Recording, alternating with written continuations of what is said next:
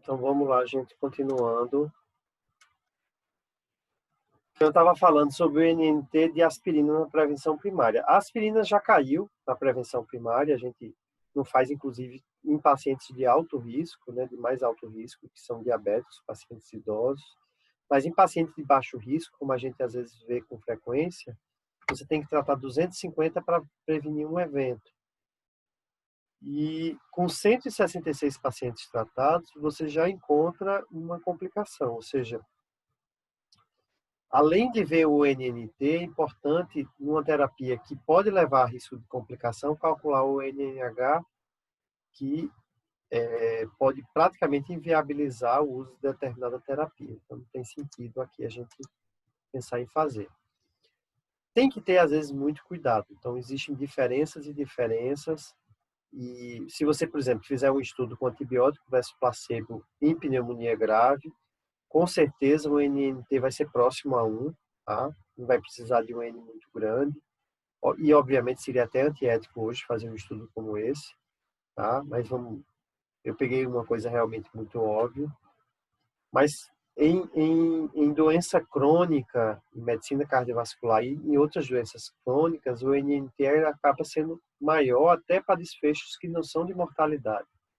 Por exemplo, o NNT de AS versus placebo pós-síndrome coronária é de torno de 40 e poucos pacientes, 43, se eu não me engano. Então, você tem que tratar 43 pacientes para um se beneficiar com o AS. Tá? Os outros 42, eles não vão ter 44, os outros 43 não vão ter. Agora, se você coloca isso em termos de medicina populacional e uma doença de alta prevalência, se você considerar um NNT de aspirina para reduzir uma morte, se você partir de 300 mil síndromes coronarianas agudas que acontecem no Brasil ao ano, o uso de aspirina, fazendo uma regra de 3, vai reduzir 6.818 mortes. Então, não é só considerar o número individual, e sim a questão populacional também, e obviamente você deve tratar. Naquela sequência que eu comentei, o primeiro princípio, tá, que na verdade é a base de tudo, é o princípio de plausibilidade. O princípio de plausibilidade é justamente o que eu tinha comentado na primeira aula sobre o tijolinho que serve de base para medicina baseada em evidência. Então, não adianta eu fazer um teste estatístico em cima de uma variável se ela não tem relação nenhuma com o desfecho que eu estou analisando.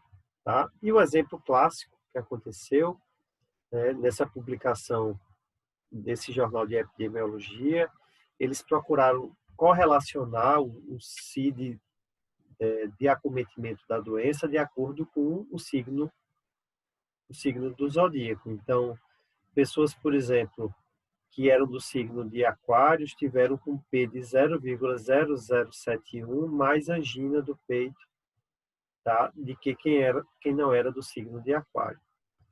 É estatisticamente significante, talvez até um risco razoável, né, de 23% mais angina do peito, mas não é plausível, tá?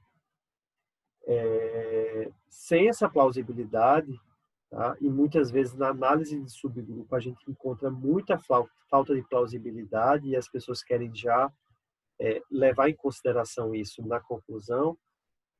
E é importante que você parta de um princípio de mecanismo fisiopatológico para explicar a associação que você está querendo encontrar. Então, a plausibilidade ela é essencial. A gente tem que ter muito cuidado com a interpretação de conclusão de um estudo, principalmente com populações e amostras que são muito mal selecionadas. Então, o viés de seleção ele é uma coisa realmente muito séria. Então, esse aqui é um exemplo de um estudo publicado em 2007, o estudo Courage, que pegou pacientes com angina e randomizou para só medicação e stent. E o estudo mostrou que, mesmo o paciente tendo angina clássica do peito, não adiantava colocar stent. Na época, as ações da indústria de stent foram lá para baixo, porque pacientes com angina era melhor fazer medicação do que colocar stent.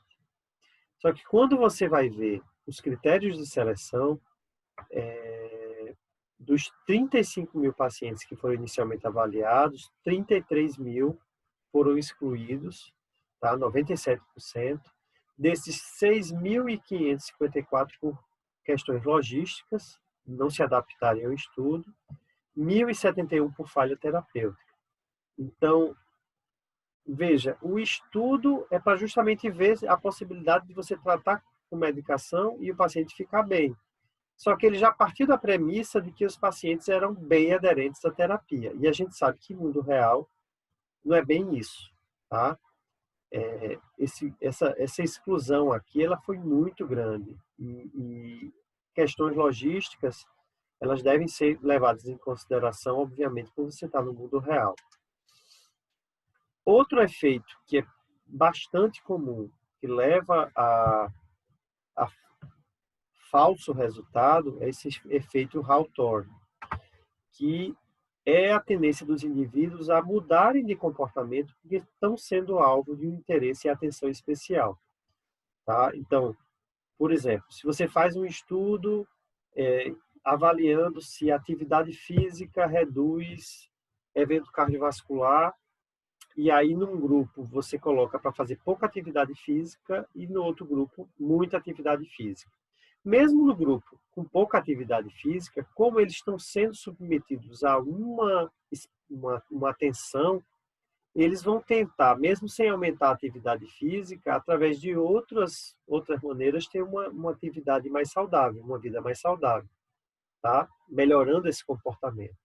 Em cardiologia, por exemplo, a gente tem os estudos que comparam revascularização e stent na doença coronária, e por serem estudos abertos, com procedimentos diferentes, o sofrimento do paciente durante um procedimento cruento, um procedimento cirúrgico, geralmente motiva ele muito mais a aderir a um estilo de vida saudável e, obviamente, você não pode dizer necessariamente, no final das contas, que foi a cirurgia que levou a menor risco ou se foi a mudança de comportamento do paciente que levou a esse menor risco.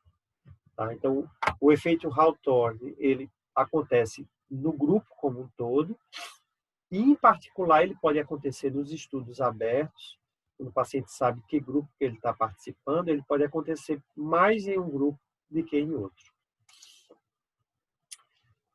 Outra coisa, né, voltando a falar da questão da validade interna, tem que ter muito cuidado com os estudos com baixa validade interna, que são estudos geralmente muito heterogêneos. Veja, por exemplo, esse estudo usando cálcio e vitamina D em mulheres com menopausa, que encontrou, né, se a gente tem aqui a linha da unidade, que mostra a tendência da vitamina D ser melhor ou o placebo ser melhor. Então, eu considerei aqui um intervalo de confiança favorável ao cálcio mais a vitamina D, e aí concluí que usar cálcio e vitamina D em mulher menopausada é efetivo para reduzir o risco de fratura. Só que o estudo, ele incluiu pacientes com osteoporose, com osteopenia, tá? E mulheres somente com idade acima de 75 anos. Quando você vê, na análise de subgrupo, o único subgrupo que teve diferença foram os que já tinham osteoporose, tá? Pacientes com osteopenia não teve alargamento do intervalo de confiança, tá? O poder estatístico aqui não se diluiu, né? Continuou um intervalo de confiança parecido, e o P, que aqui era 0,04 no geral, 0,02 na osteoporose, e na osteopenia perdeu a significância, tá? O que é que quem fez o estudo vai querer dizer? Que o estudo demonstra que toda mulher menopausada tem que usar cálcio e vitamina D. Só que foi um estudo com baixa validade interna. Foi um grupo muito heterogêneo. Incluiu tanto paciente já com doença, como numa fase talvez mais pré-clínica. Então tem que ter muito cuidado com essa forçação de barra para tentar incluir todo tipo de paciente, quando, na verdade, muitas vezes só um subgrupo em particular é que vai se beneficiar. Cuidado com o gráfico. Veja que esses dois gráficos são diferentes, mas são iguais. Só que esse aqui, eu tenho uma escala de 0 a 40, a redução de 40 para 39 ela fica ínfima, enquanto que esse aqui vai mostrar um gráfico como se fosse mais ampliado, partindo aqui do 38, que vai parecer que a diferença entre os dois grupos é maior. Então, a gente vê muitas vezes zoom em gráfico de tendência, parecendo que as curvas realmente se distanciam, quando na verdade essa diferença ela é muito pouca. Subanálise é outra coisa que frequentemente a gente vê em estudo. Subanálise, o nome já está dizendo, é uma análise que ela é derivada da análise principal e elas nunca devem gerar conclusões, tá? Sempre uma subanálise deve gerar uma hipótese. E a partir dessa hipótese é que você pode, por exemplo, sugerir um novo estudo para testar essa nova hipótese, tá? Quando eu desenho um estudo, eu crio o N, né, o N da minha amostra baseado na minha análise principal e não na minha subanálise. Então, perder o poder estatístico ou inflar o poder estatístico numa subanálise é uma questão que acaba gerando muito problema e muitos estudos, na sua conclusão, inclusive, colocam de maneira errada as subanálises. Aqui foi um exemplo, né? Imagine uma droga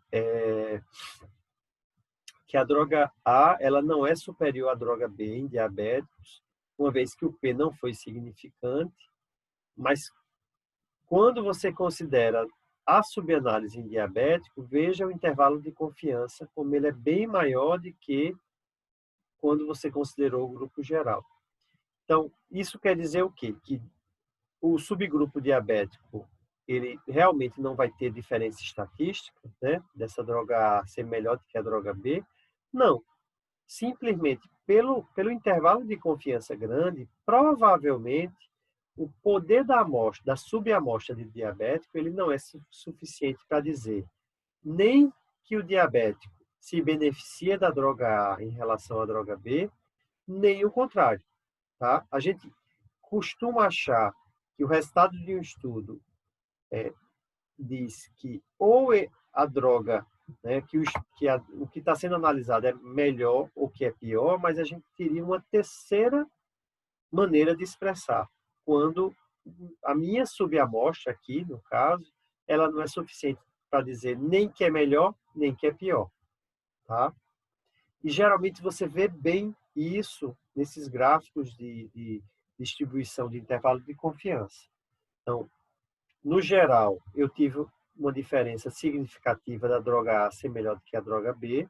Os diabéticos, provavelmente pela subrepresentação, não puderam ser avaliados, mas a droga A, em relação à droga B, ela parece ser até bem superior em infartados e em quem tem insuficiência cardíaca, tá?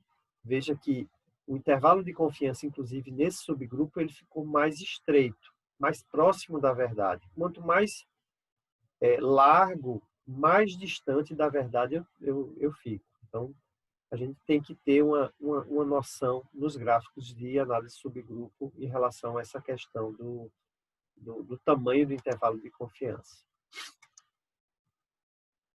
Outra coisa, na interpretação das conclusões de um estudo. O mais importante são os desfechos. E muitas vezes a gente vê estudo que analisam as variáveis por si só, as variáveis numéricas, e não os desfechos.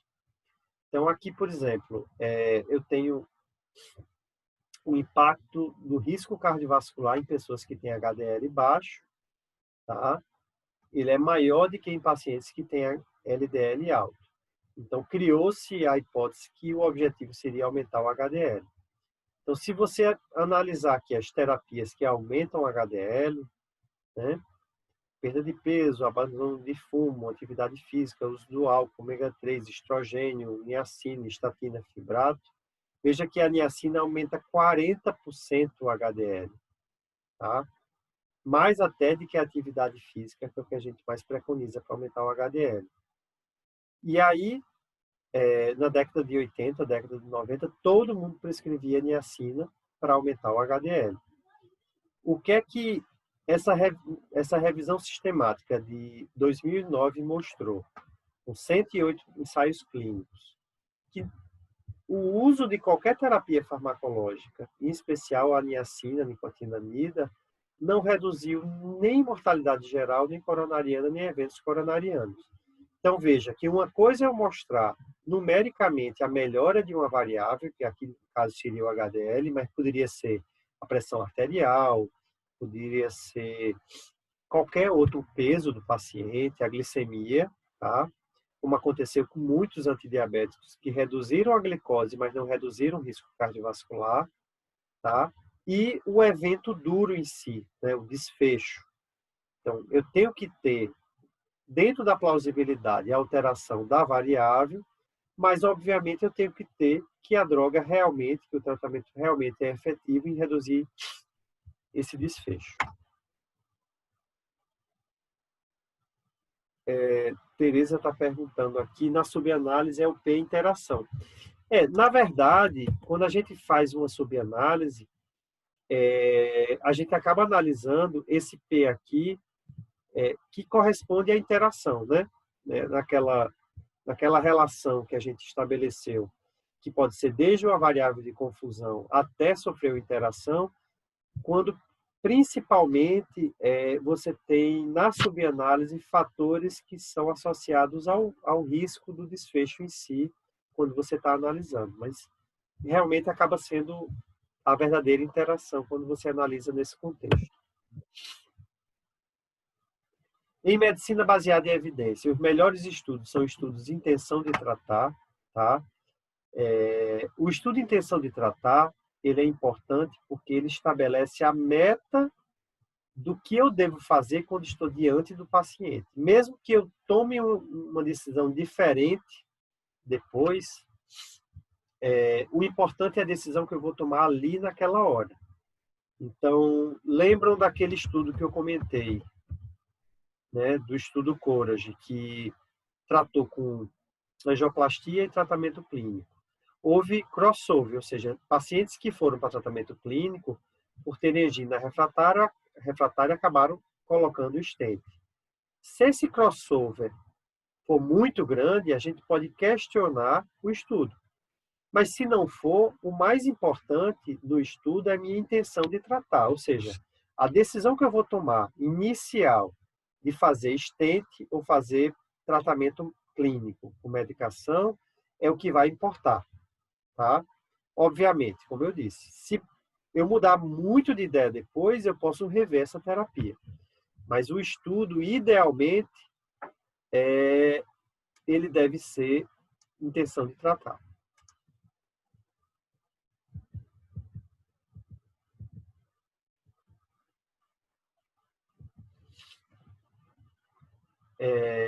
O crossover é quando você parte de um estudo de intenção de tratar e a mudança de grupo, ela pode ser intencional, decidida pela equipe médica, mas, como eu disse, esse crossover é o ideal que haja de maneira mínima, né? Outro ponto importante na interpretação das conclusões de um estudo. Veja que o mesmo estudo ele pode ter, de acordo com o viés do pesquisador, da equipe que patrocina o estudo, ele pode ter uma conclusão pessimista ou otimista. O exemplo clássico, os estudos com o uso do digital, que nenhum dos estudos mostrou que a digoxina digital reduz risco de eventos cardiovasculares. E aí, o pessimista pode, por exemplo, dizer que o uso do digital deve ser desencorajado devido à não redução de mortalidade observada nos principais estudos, que são esses 3 aqui. Já um otimista, ele pode pegar a mesma informação desses 3 estudos e fazer uma conclusão completamente diferente. Então, ele pode dizer, ao contrário do que se esperava, não houve aumento da mortalidade com o uso do digital na insuficiência cardíaca. Tá? partiam da premissa que digital dava muita intoxicação digitálica e aí, né, poderia até aumentar o risco de mortalidade. Então, ele já parte de uma conclusão mais otimista, havendo inclusive de maneira significativa redução de hospitalização, desempenho físico e o maior risco de rehospitalização quando o digital é suspenso sem motivo. Então, veja como, com o mesmo estudo, eu posso ter uma conclusão negativa ou uma conclusão positiva, e isso, às vezes, fica fácil de identificar quando você identifica esse viés. Tem que ter muito cuidado com as crenças e posturas não influenciarem essas condutas, então os estudos têm que ser cegos por conta disso. O exemplo que a gente está vendo na atualidade são todos esses estudos com essas terapias para COVID-19, tá? E aí as crenças e as posturas, principalmente nos estudos observacionais, eles estão levando a falsas conclusões. Então, o estudo ele tem que ser cego, randomizado. Eu não posso saber quem está usando cloroquina, quem está usando placebo, tá? Então, isso aqui é essencial. Eu vou passar isso. Na análise estatística, eu não vou entrar em detalhe, tá? Então, quando eu falei de comparação entre amostras, entre grupos, então imagine aqui que eu tenho um grupo 1 e um grupo 2, eu vou comparar esses dois grupos usando valores pontuais e valores de dispersão. Então, eu vou comparar a média e o desvio padrão, por exemplo, desses dois grupos, para dizer se esses dois grupos são iguais ou diferentes, tá? Quando existe uma distribuição normal, geralmente a gente usa justamente essa média, com aquela diferença de 5%, que eu tinha comentado, mas eu posso usar outros valores pontuais também, de mediana, de moda, de quartis e tercis. Isso vai depender muito da distribuição da minha população. Então, por exemplo, uma distribuição que não é uma curva gaussiana, uma curva não normal, distribuição não normal, eu vou tender a usar mais a mediana e os tercis ou quartis, tá? Isso só para vocês entenderem, porque isso pode aparecer em algum estudo. Muitas vezes a gente não entende porque não usou a média e sim a mediana. E a estatística ela é dividida em duas. A estatística descritiva, que vai descrever o percentual, a distribuição, tá? Dependendo dessa escala numérica, ou escala ordinal, ou escala categórica, a gente vai usar qualquer uma dessas aqui. E a estatística analítica não é para vocês decorarem, é só para vocês entenderem que quando a gente colhe os dados e envia para o estatístico, você precisa informar para esse estatístico que tipo de amostragem você fez, né, de variável você usou nessa sua amostragem, tá? Então, se eu usei duas amostras não pareadas, a distribuição normal ou não normal é ele que vai encontrar. E a escala numérica nominal, o teste que vai ser usado aqui vai ser o Q quadrado, tá? E cada teste desse vai ser aplicável a um tipo específico de relação entre as variáveis e a distribuição e a escala que eu vou usar. Tá? Então, isso aqui, assim, não é tema, né, da nossa explicação, mas é importante que vocês saibam dar essa informação, que a gente já tinha comentado na outra aula, para o estatístico. Dentro da significância real e a significância estatística, é interessante que quando eu saio da variável numérica em direção à variável categórica, que é o exemplo que eu, por exemplo, comentei, do HDL baixo e do risco cardiovascular, é óbvio que quanto mais próximo da variável categórica, mais próximo eu vou estar da significância real. Tá? Quando eu analiso duas variáveis numéricas, eu posso encontrar uma diferença ínfima, que é representada com P significativo, mas que não vai ter, numa variável categórica, essa mesma distribuição. Então, por exemplo, eu quero saber se, hipoteticamente, se essa droga aqui aumenta o risco de uma arritmia maligna, que é a torsades, pelo aumento do intervalo QT. Então, eu posso fazer isso de três maneiras. Eu posso pegar a dose do sotalol, e parear para o intervalo QT. Eu vou chegar num gráfico como esse. Então, cada vez que eu aumento a dose do sotalol, o intervalo QT vai aumentando. P de 0,01 e um R de 0,8. Eu posso, ao invés de sair de duas variáveis numéricas, uma variável numérica e uma categórica. Então, eu quero saber se o intervalo QT do sotalol é maior, menor ou igual de que do placebo. Então, a média aqui do QT foi 0,45 e do placebo 0,41, com a diferença de 0,04. Eu continuo dizendo que o sotalol aumenta o QT, e como eu sei que o QT provoca torsades, né, que é a arritmia maligna, o risco de morte súbita. Mas para eu dizer que o sotalol não deve ser comercializado, tá? O sotalol hoje é comercializado, eu tive que ter um estudo como esse aqui, com sotalol versus placebo e risco de morte súbita, ou seja, duas variáveis categóricas. Uso ou não uso do sotalol e presença ou ausência de morte súbita. E aí o que é que o estudo mostrou? Um P não significativo. Então veja, dá significância estatística mínima de variáveis numéricas para variáveis categóricas. Eu gosto sempre de dizer que o residente, quando quer fazer um estudo fácil dentro da monografia da residência, é mais fácil ele colocar mais variáveis numéricas, porque vai ser mais fácil encontrar significância estatística do que quando ele usa só variável categórica. Aqui está o resumo, tá? Plausibilidade, confiabilidade, relevância clínica e aplicabilidade, tá? Eu comentei a plausibilidade, a confiabilidade, quando você tem baixo risco de viés, que são aqueles vieses que eu comentei, baixo risco de erro aleatório, o estudo, ele, apesar de que ele não precisa ser tão grande, mas se ele for também muito pequeno, o erro aleatório, ele pode estar mais presente, tá? Cuidado com situações que superestimam o P, né, usando, por exemplo, os endpoints compostos. A relevância clínica, como eu disse, na redução absoluta de risco, NNT, NNH.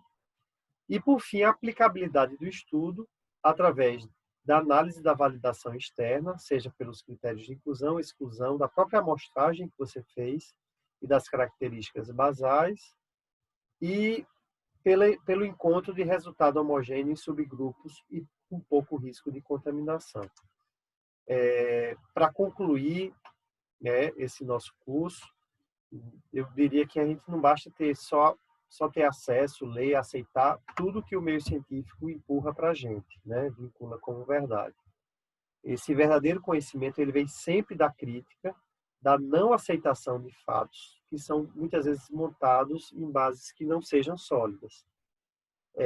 Tanto no seu sentido quanto no reflexo, que foi justamente a execução do experimento científico que validou um conceito. Então, esse terceiro ponto aqui, que foi o nosso curso da evidência científica, ele tem que ter análise crítica. Tá? Sem análise crítica, a gente vai estar repetindo, vai estar sendo papagaio de repetindo o que os pesquisadores que não estão ali envolvidos na experiência real de vida, eles estão tentando colocar para a gente, às vezes de maneira até enviesada, né, já com uma tendência natural de empurrar qualquer terapia. Naquele site que eu passei para vocês, tem esse manualzinho. Eu digo sempre que se vocês não tiveram tempo de ler os slides, né, as apostilas, mas que pelo menos peguem esse manual para crítica científica, tá? Ele está bem básico. Aqui você entra no site, né? O manual tá no site, então ele está bem prático, tá? E o que você deve analisar para criticar esse estudo, desde a escolha do tema, introdução, metodologia, os resultados, tá? A própria discussão, tá? E tá um resumo assim bem prático sobre essa parte de medicina baseada em evidência. E como sugestão de site, tem um site que é bem famoso, se vocês não conhecem, vale a pena entrar e pegar as publicações antigas, que é o site de Luiz Cláudio, que é professor lá na Bahia, que é o Medicina Baseada em Evidência. É bem interessante, tá? Eu, inclusive, coloquei esse PDF do site dele, que são os 7 princípios da medicina baseada em evidência, e dá uma análise bem crítica sobre tudo isso que é colocado para a gente como evidência científica. Ok, gente, terminamos por aqui. Obrigado, Tereza. Obrigado, pessoal. É muita informação, mas é uma coisa realmente muito importante para o nosso dia a dia, da nossa prática clínica, para análise crítica aí de tudo.